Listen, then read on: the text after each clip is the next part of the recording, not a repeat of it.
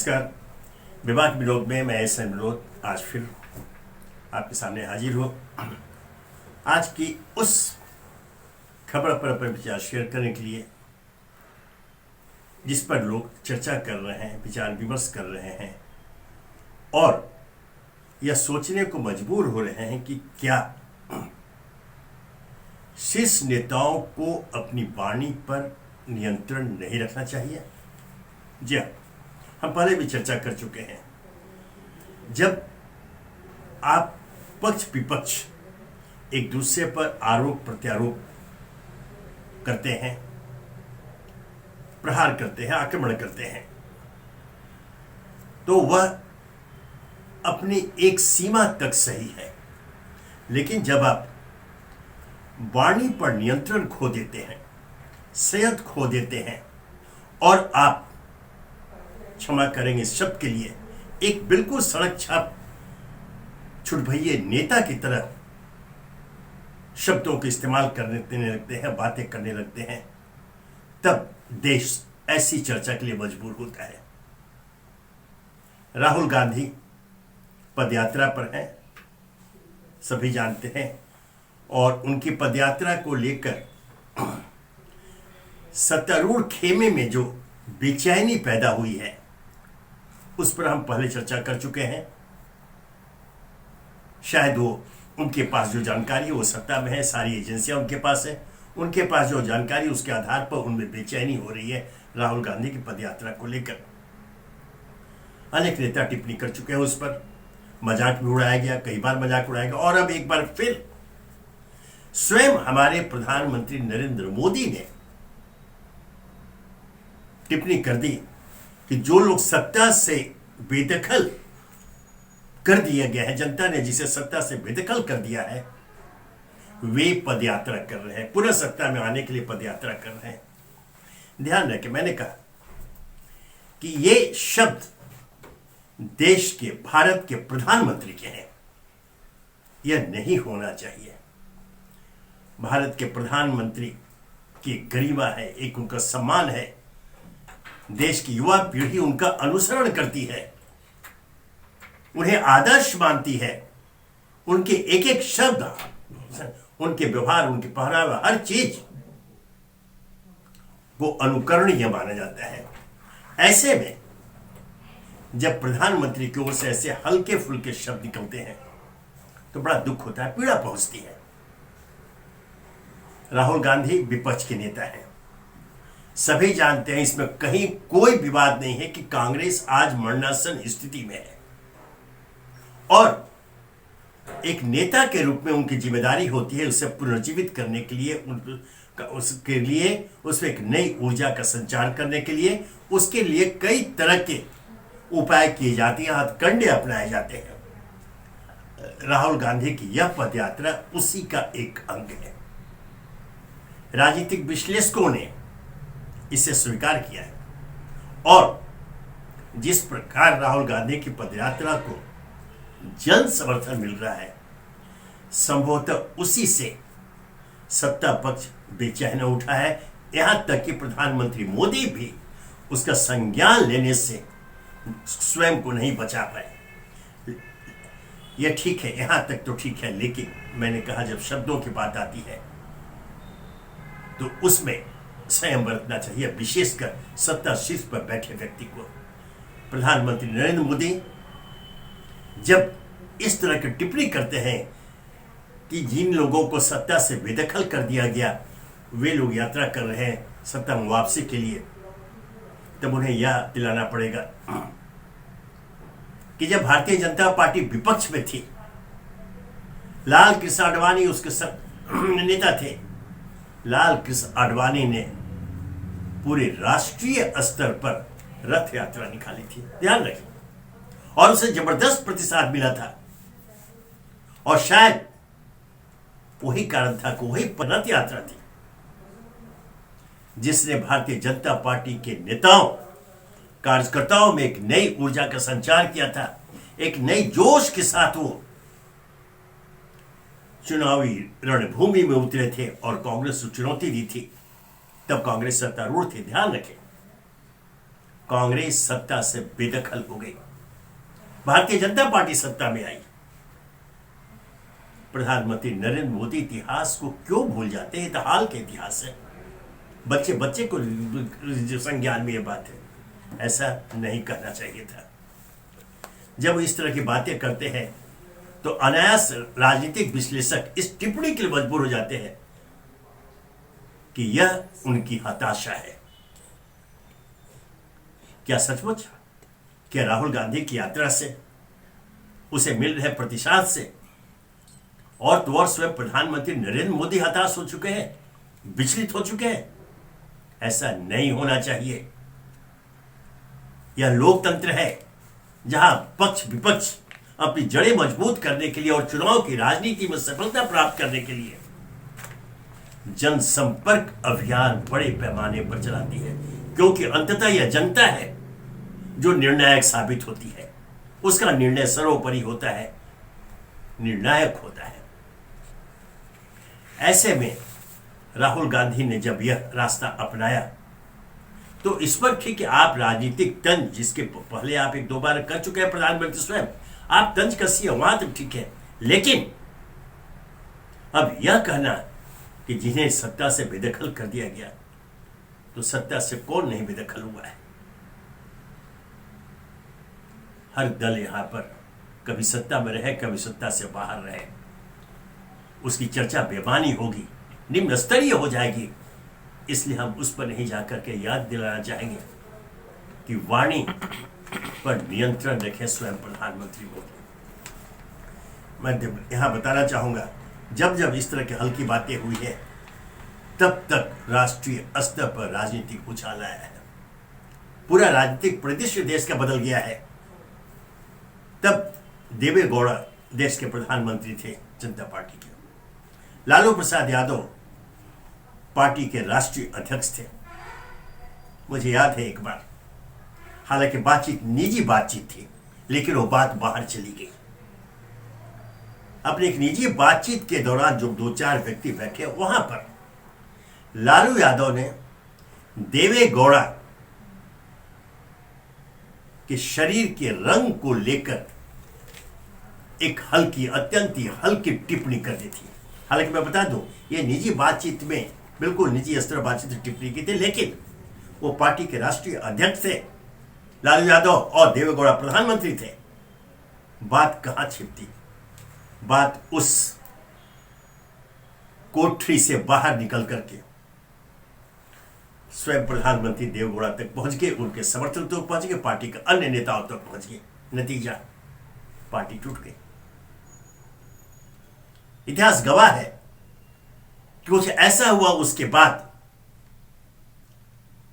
नेताओं के बीच आपसी तनाव कुछ इस तरह उभरे कि अंततः सरकार गिरी और पार्टी भी टूट गई।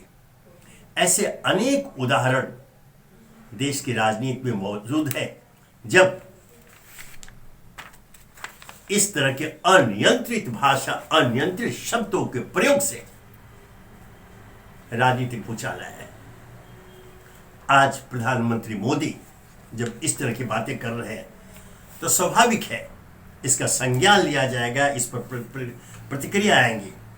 उन्होंने कहा और अखबारों की सुर्खियां बन गई, अखबारों में सुर्खियां बनी कि सत्ता से बेदखल लोग कर रहे हैं पदयात्रा।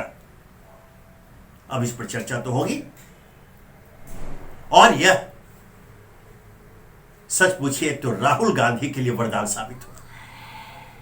कांग्रेस और राहुल गांधी स्वयं गदगद है कि प्रधानमंत्री उनकी यात्रा का संज्ञान लिया और इस तरह की बातें, हताशापूर्ण शब्दों का इस्तेमाल कर इस बात की पुष्टि कर दी कि राहुल गांधी के पदयात्रा को अपार जन समर्थन मिल रहा है और इसके सकारात्मक परिणाम भी मिल सकते हैं। आगे अगर कुछ ऐसा नहीं हो गया, यह राजनीति है, रातों रात परिस्थितियां बदलती है, हवा बदल जाती है, वो संभावना अपनी जगह है। लेकिन फिलहाल जो स्थिति पैदा हो रही है उसमें राहुल गांधी की पदयात्रा को लेकर जो राजनीतिक बेचैनी वर्तमान सत्ता पक्ष के बीच फैली है, वह राहुल गांधी की पदयात्रा की सफलता का सूचक है। और इसकी इस पर मुहर लगा दी है, इस आशंका पर मुहर लगा दी है स्वयं प्रधानमंत्री नरेंद्र मोदी ने। अब ये दोहराना होगा, लेकिन फिर भी आग्रह करूंगा, चूंकि यह लोकतंत्र है, यह भारतीय लोकतंत्र है जिसकी जड़ें बहुत ही मजबूत है, उसे कोई हिला नहीं सकता। पार्टियां आएंगी जाएंगी, राजनेता आएंगे जाएंगे, लेकिन यह भारतीय लोकतंत्र मौजूद रहेगा, भारत देश मौजूद रहेगा। इतिहासकार मौजूद रहेंगे जो अपनी कलमें चलाते रहेंगे। इतिहास के पन्नों में ये सारी वारदातें दर्ज होती चली जा रही हैं। इस बात को ध्यान में रखकर प्रधानमंत्री या अन्य बड़े नेता, चाहे वो सत्ता पक्ष के हो या विपक्ष के हो, जब भी शब्दों का इस्तेमाल करें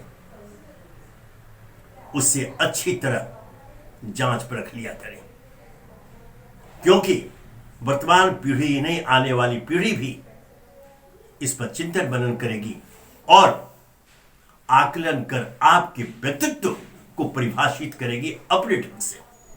वह अरुचिकर नहीं हो, इसलिए भी जरूरी है कि आप अपनी वाणी पर नियंत्रण रखें, शब्दों के चयन में उसकी मर्यादा का ख्याल रखते हुए उस पर विशेष ध्यान दिया करें।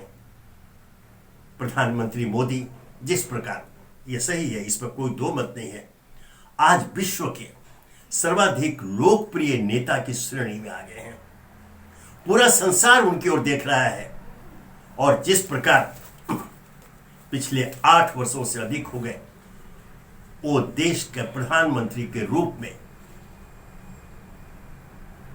सत्ता और समाज का संचालन कर रहे हैं, वह अपने आप में अनुकरणीय है। इस पर भी कोई विवाद नहीं है, विपक्ष चाहे जो कह ले, लेकिन यह एक सच्चाई है कि आज के राजनीतिक विश्लेषक, राजनीतिक अध्येता उनकी एक एक गतिविधियों पर नजर रखे हुए हैं और उसे सकारात्मक दृष्टि से स्वीकार करते हुए कलमबद्ध कर रहे हैं।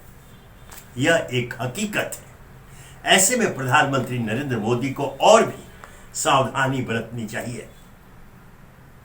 हल्के फुल्के सड़क छाप शब्दों का इस्तेमाल शोभा नहीं देता।